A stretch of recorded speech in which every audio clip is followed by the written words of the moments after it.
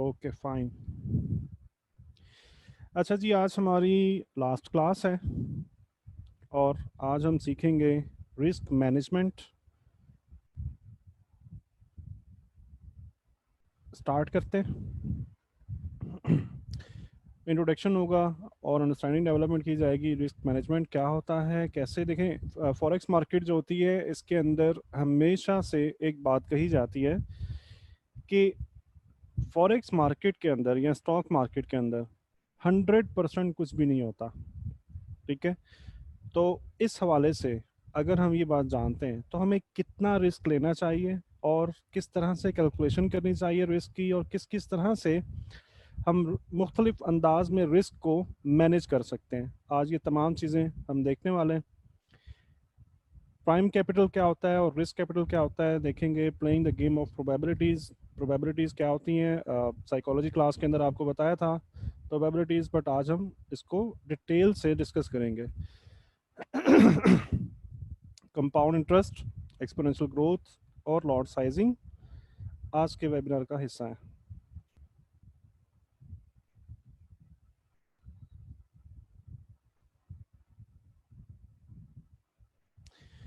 अच्छा जी, आम तौर पे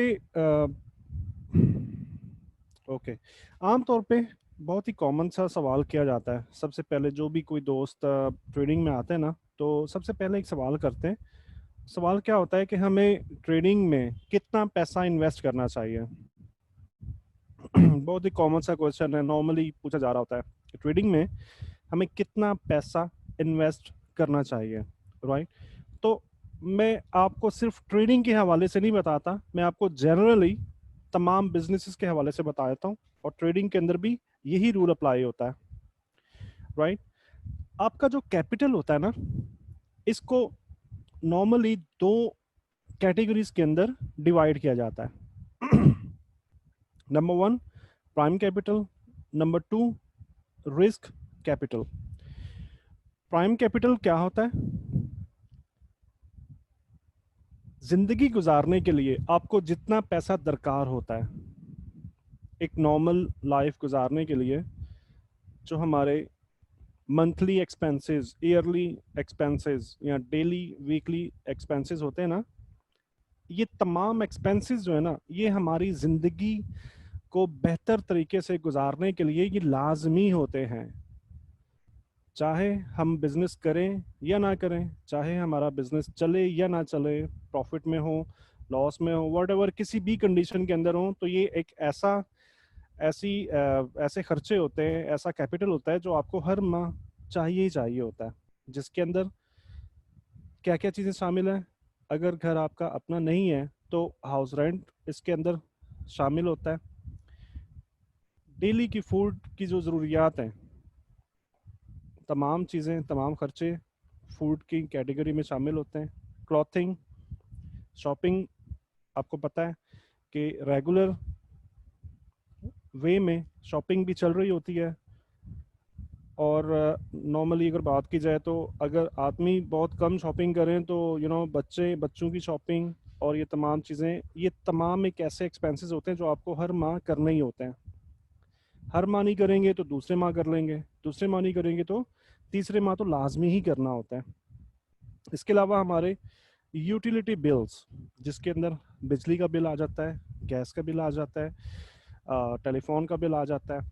आपको पता है कि हर माह ये पैसे हमें चाहिए होते हैं।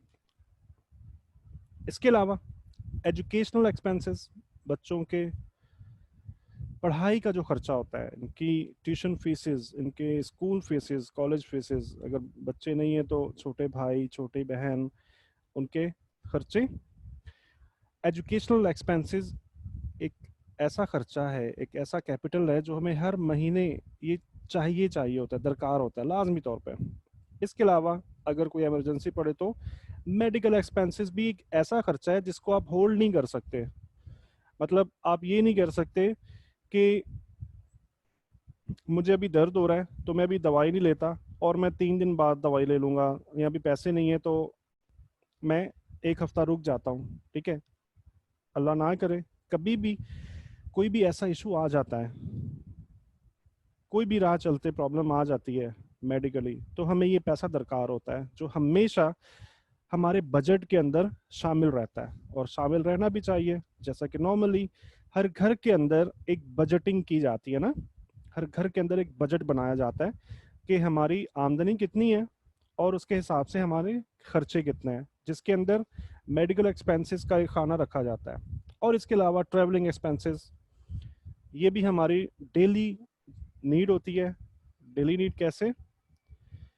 हमारे ऑफिस आने जाने का खर्चा, बच्चों के स्कूल की वैन का खर्चा, और इस तरह के और बहुत सारे ट्रैवलिंग एक्सपेंसेस।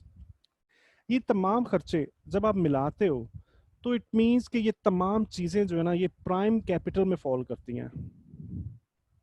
ठीक है, यानी कि कुछ भी हो तो आपको इतना पैसा हर महीने चाहिए होता है, और आपको इस पे रखना होता है बजट के दौरान। बजट जब बनाते हैं तो उसमें इतना खर्चा आपको इस पे रखना होता है। ठीक है, अब मिसाल के तौर पे अगर आपकी आमदनी ज्यादा है, को आप कोई भी बिजनेस कर रहे हो और आप 2 लाख 3 लाख रुपए पर मंथ आपका प्रॉफिट है, और मिसाल के तौर पे अगर आपका घर जो है वो 1 लाख में चल जाता है, तो इसका मतलब है कि 2 लाख रुपए आपके पास इन खर्चों से जायद है। ठीक है, एक्स्ट्रा अमाउंट है, जिसको नॉर्मली हम क्या करते हैं, हम कुछ बेसिस की शक्ल में सेव करना स्टार्ट कर देते हैं। नॉर्मली जो मोहल्लों में, गली मोहल्लों में जो चल रहा होता है ना, कुछ बेसिस की शक्ल में, या फिर हम कुछ गोल्ड वगैरह बाय करके रख लेते हैं, कुछ डॉलर्स बाय करके रख लेते हैं, वो हमारी सेविंग्स होती हैं। ठीक है, मतलब क्या है, वो पैसा आपका रिस्क कैपिटल होगा। ठीक है, थोड़ा समराइज करें, ये वो पैसा है जिसके ऊपर आप रिस्क नहीं ले सकते। राइट, ये वो पैसा है जिससे आपकी लाइफ चल रही है, और अगर ये पैसा आना बंद हो जाए, अगर ये पैसा उस बजट की अमाउंट से कम हो जाए, तो आपकी या आपके घर वालों की, आपके बच्चों की लाइफ जो है वो डिस्टर्ब हो जाती है। राइट, लेकिन ये वो जो पैसा है, ये रिस्क कैपिटल जो है, ये ऐसा पैसा है कि अगर ये कैपिटल अगर डिस्टर्ब हो भी जाता है तो आपकी नॉर्मल लाइफ में कुछ भी असरअंदाज नहीं होगा। आपकी